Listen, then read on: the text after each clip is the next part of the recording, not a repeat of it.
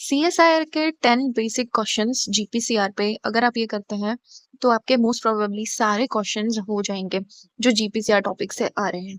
Okay, तो देखो सबसे पहले हम बेसिक वाला ही देखते हैं। क्या दिया है? Which one of the following is not a ji protein coupled receptor. ठीक है, हमने पढ़ा था epinephrine is a receptor. Okay, epinephrine कौन से टाइप का रिसेप्टर है? एक बीटा एड्रेनर्जिक रिसेप्टर है। बीटा एड्रेनर्जिक रिसेप्टर है। ठीक है, ट्रांसफेरिन रिसेप्टर, ग्लूकागॉन रिसेप्टर। हाँ, ग्लूकागॉन भी कैसा है? एक क्लास बी रिसेप्टर है। किसका? जीपीसीआर। थर्ड क्या है? तो ये भी क्या होगा? एक जीपीसीआर रिसेप्टर है। देन हमारा क्या है? टीएसएच, थायराइड स्टिमुलेटिंग हार्मोन, ये भी कैसा है? क्लास ए जीपीसीआर का रिसेप्टर है।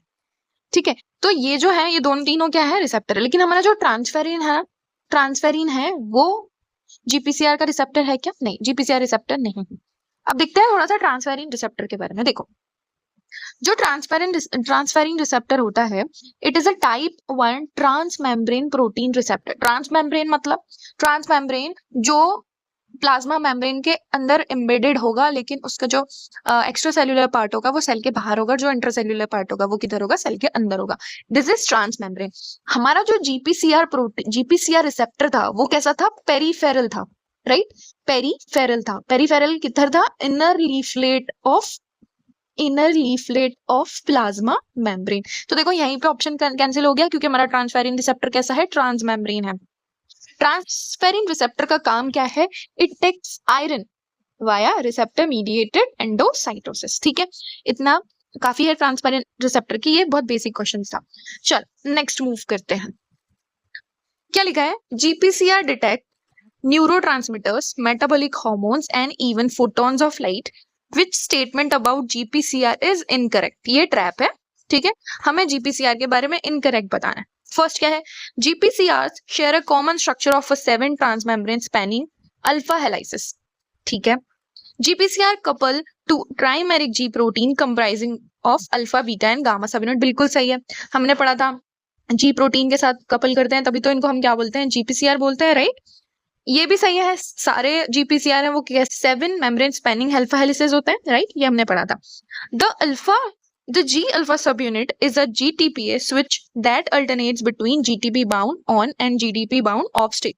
ये भी सही है कि जो G alpha subunit थी वो कैसे एक्ट कर रही थी? GTPS की तरह एक्ट कर रही थी। इंट्रिंसिक GTPS एक्टिविटी थी जो क्या कर रही थी? GTP को GDP में हाइड्रोलाइज कर रही थी, राइट? तो ये वाली बात भी सही है।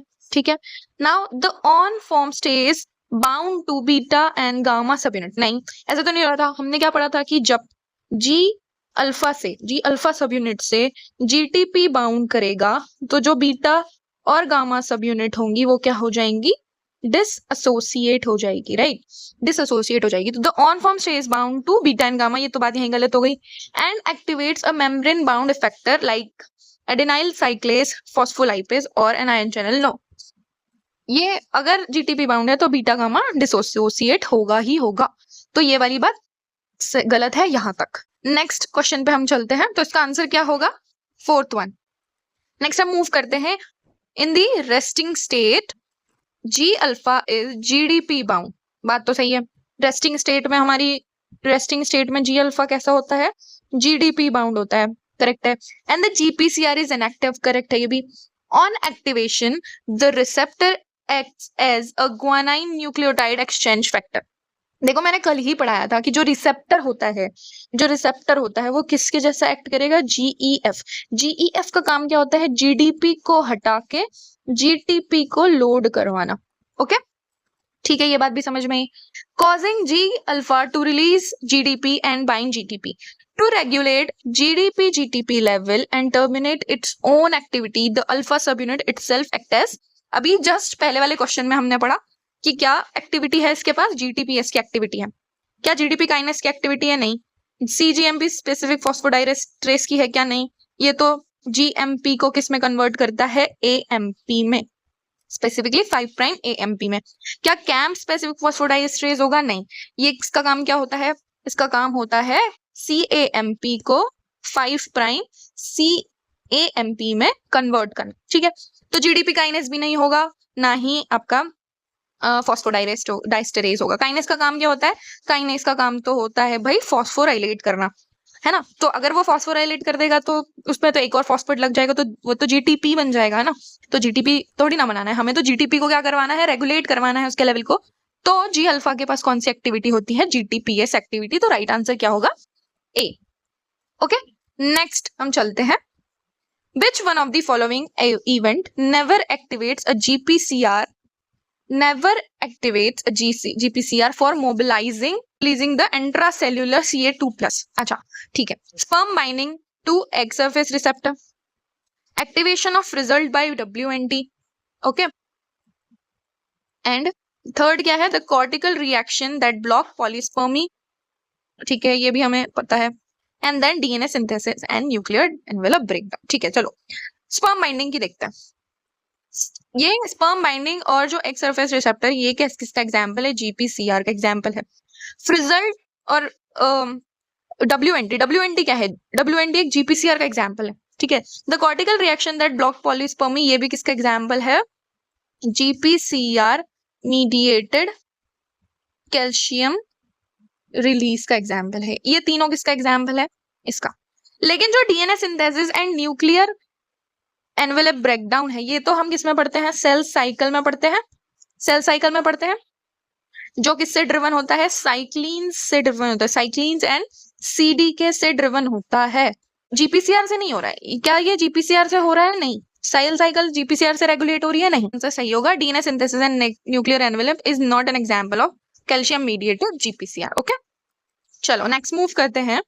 Cholera toxin cause massive watery diarrhoea by permanently activating adenyl cyclase in intestinal epithelial cell. The A1 subunit of the toxin achieves this by, अब देखो कोलेरा टॉक्सिन क्या कर रहा है? परमानेंटली एक्टिव कर रहा है। हमने पढ़ा था कोलेरा टॉक्सिन किस साइकिल पे, किस पाथवे पे, किस G प्रोटीन पे काम करेगा? G alpha stimulatory. G alpha stimulatory का काम क्या था? जब वो GTP से बाउंड होगा तो वो किसको एक्टिव करेगा? एडिनाइल साइक्लेस का, एडिनाइल साइक्लेस को, ठीक है। अब एडिनाइल साइक्लेस को एक्टिव कर रहा है, विच मीन्स कि इसकी GTP एक्टिविटी बढ़ गई है ना। अब इसकी किसकी GTP एक्टिविटी बढ़ी हुई है? G अल्फा एस का। तो कोलेरा ने आखिर ऐसा क्या किया? क्या इसने फॉस्फोराइलेट किया है G अल्फा एस को डायरेक्टली? नहीं। ADP ribosylating an arginine residue on G alpha S which blocks its intrinsic GTPS activity.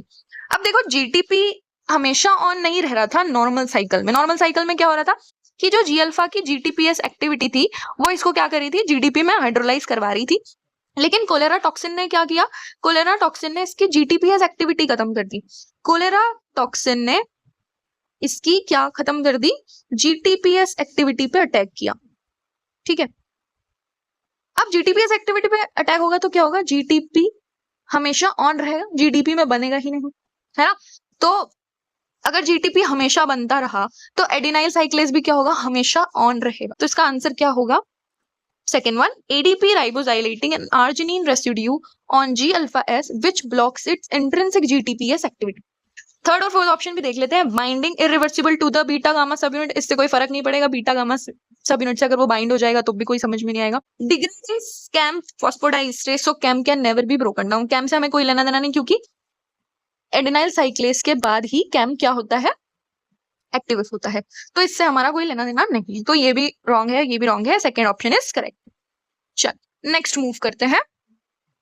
Arrange the following steps of GS coupled receptor signaling into their correct sequential order. First क्या है?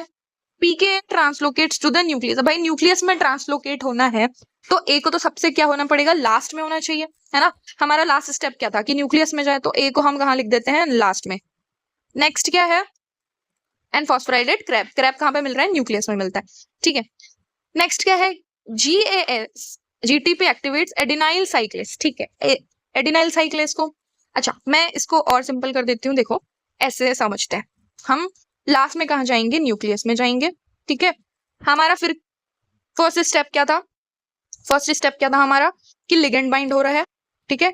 Ligand bind होने के बाद हमारा receptor active हो रहा था, फिर हम जी अल्फा को एक्टिव कर रहे थे। जी अल्फा किसको? इफेक्टर मॉलिक्यूल को एक्टिव कर रहा था, फिर सेकेंडरी मैसेंजर एक्टिव हो रहा था एंड देन न्यूक्लियस में काइनेस को भेज रहा था।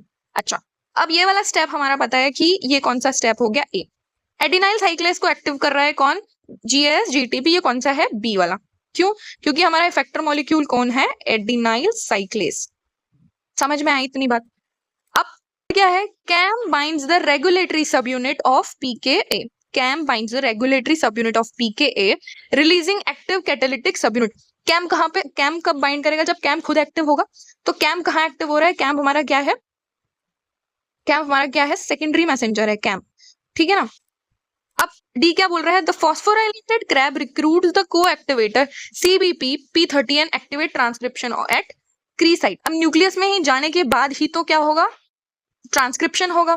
तो ट्रांसक्रिप्शन नेक्स्ट अगर प्रोसेस है तो यहाँ पे कौन सा स्टेप हो रहा होगा? डी वाला। क्रैब किसको एक्टिव कर रहा है? क्री को। तो अब इसका हम देख लेते हैं, फाइनल बना हुआ है ये क्या है? BC AD। ये आंसर क्या होगा? करेक्ट होगा। नेक्स्ट चलते हैं क्वेश्चन पे। क्या है?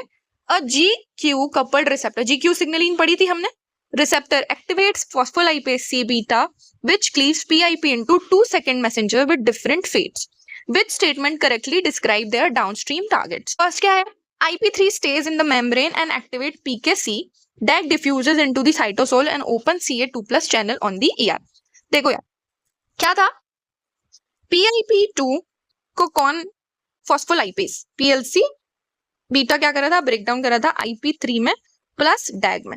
हमने क्या पढ़ा था? IP3 जो था वो क्या था? डिफ्यूजेबल था, डिफ्यूजेबल मॉलिक्यूल था, और ये जो था ये एंकर्ड मॉलिक्यूल था टू प्लाज्मा मेम्ब्रेन। तो ये वाला स्टेटमेंट तो गलत हो गया कि IP3 stage in the membrane. वो मेम्ब्रेन पे तो नहीं रहेगा, पहले यही स्टेटमेंट गलत है।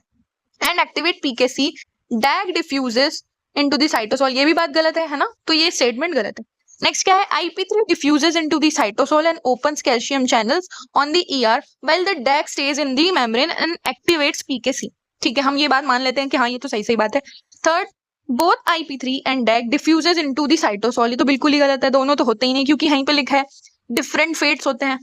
Both IP3 and DAG remain membrane bound, नहीं, इसका सही ऑप्शन, सही आंसर क्या होगा? सेकेंड वाला, कि IP3 जो होगा वो कहाँ डिफ्यूज होगा? साइटोसॉल में, और क्या ओपन करेगा? कैल्शियम चैनल को ओपन करेगा। क्यों? क्योंकि जो ER की मेम्ब्रेन है, ER की जो मेम्ब्रेन है इसके ऊपर क्या रिसेप्टर है? कौन से हैं? IP3 रिसेप्टर प्रेजेंट है।